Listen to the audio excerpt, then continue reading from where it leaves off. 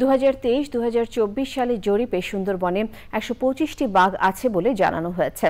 জরিপ অনুযায়ী 2018 সালের পর থেকে এ সময় বাঘের সংখ্যা বেড়েছে 11টি।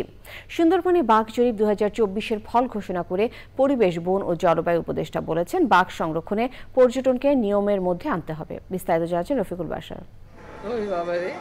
সাতক্ষীরা, খুলনা, চাঁদপাই ও শরণখোলা রেঞ্জে ক্যামেরা ট্যাপিং করে জরিপ করা হয়েছে সুন্দরবনের বাঘ। 2023 সালের জানুয়ারি থেকে 2024 সালের মার্চ মাস পর্যন্ত এই জরিপ করা হয়। জরিপের ফলে বলা হয়েছে 2018 সালের তুলনায় 2024 সালে সুন্দরবনে 9.65% বাঘ বেড়েছে।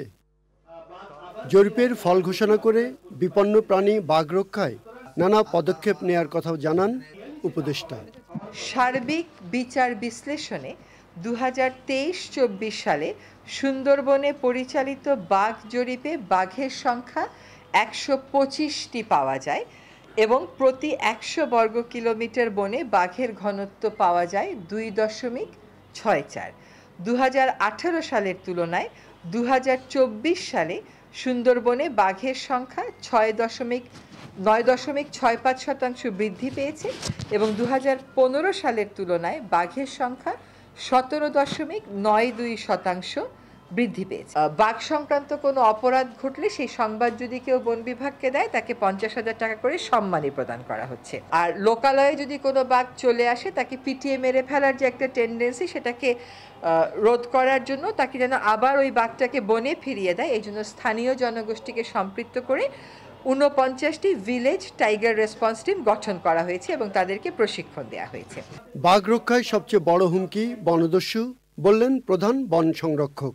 আজ থেকে 6 বছর আগে সুন্দরবনের থেকে আমাদের র্যাব, কোস্টগার্ড, ফরেস্ট ডিপার্টমেন্ট, নৌ পুলিশ সবার সম্মিলিত প্রচেষ্টায় 6 বছর আগে সুন্দরবনকে কিন্তু বনদস্যু, জলদস্যু মুক্ত ঘোষণা করা হয়েছে।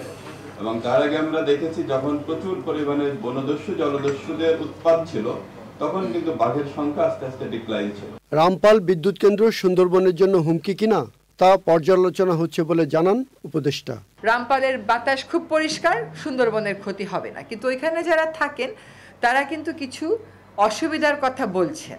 ফলে রামপাল থেকে যে ডিসচার্জটা হচ্ছে, সেটা আসলে কমপ্লায়েন্ট কিনা, সত্যিকার অর্থে আইনের সীমার মধ্যে আছে কিনা, সেটা দেখবার জন্য আমরা একটা নিরপেক্ষ অ্যাসেসমেন্টের কাজ শুরু করেছি। বাঘের খাবার, থাকার জায়গা সহ বিভিন্ন বিষয়ের উপর নির্ভর করে বাঘ বৃদ্ধির বিষয়। এজন্য সুন্দরবনের হরিণ ও শূকর রক্ষা করার দাবি বিশেষজ্ঞদের। Rafiqul Bashar, channel I, Dhaka.